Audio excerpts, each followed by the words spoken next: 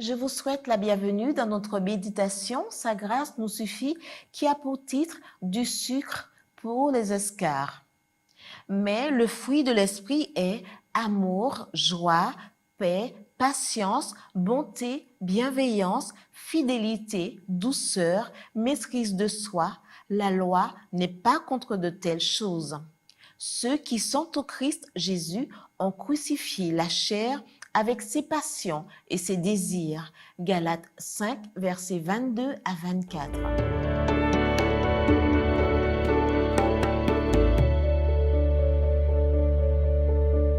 Le fruit de l'esprit, c'est une vie dirigée par l'Esprit Saint. C'est le contraire des œuvres de la chair. Le fruit sort de la vie, les œuvres proviennent de l'effort personnel. La chair produit des œuvres mortes. L'esprit produit des fruits contenant des graines qui porteront encore plus de fruits. Quand l'esprit produit du fruit, la gloire est pour Dieu et le croyant ne souffre pas d'orgueil. Mais quand la chair agit, la personne s'enorgueillit. Le fruit de l'esprit est de nous rendre plus semblables au Christ. Il y a des fruits qui s'appliquent à la relation avec Dieu, d'autres à la relation avec les autres et d'autres encore à la relation avec soi-même. En relation avec Dieu, on mentionne d'abord le fruit de l'amour et tous les autres en découlent. L'amour est un don de Dieu et nous devons le cultiver et prier pour qu'il grandisse. Lorsque nous vivons dans l'amour, nous éprouvons de la joie, une satisfaction intérieure indépendante des circonstances et qui surpasse toute intelligence.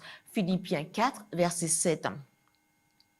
En relation avec les autres, la patience, la bienveillance et la bonté sont l'amour en action. En relation avec soi-même, c'est la foi, c'est-à-dire la fidélité, la douceur, l'utilisation correcte du pouvoir et la tempérance qui est la maîtrise de soi. Tout comme un fruit qui ne peut pas pousser sous tous les climats, le fruit de l'esprit ne peut pas pousser dans la vie de tous. Il pousse là où l'esprit et la parole travaillent beaucoup. Ce fruit n'est pas destiné à notre propre consommation.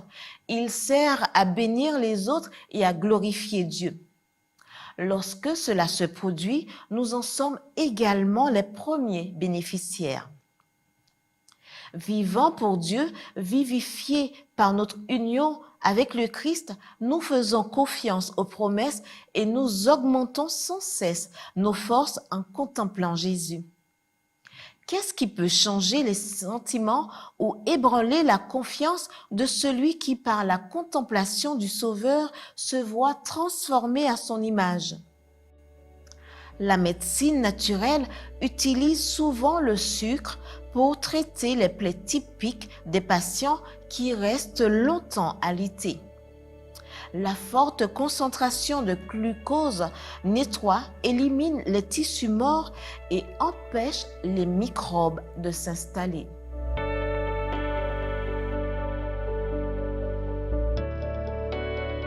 Si le sucre de l'amour était utilisé pour combattre les plaies et les escarres de l'âme, nous obtiendrons de grands résultats. Pour toute maladie du cœur, quel remède meilleur que l'amour? Car ce sont les inclinations du cœur qui nous poussent à agir. Amen.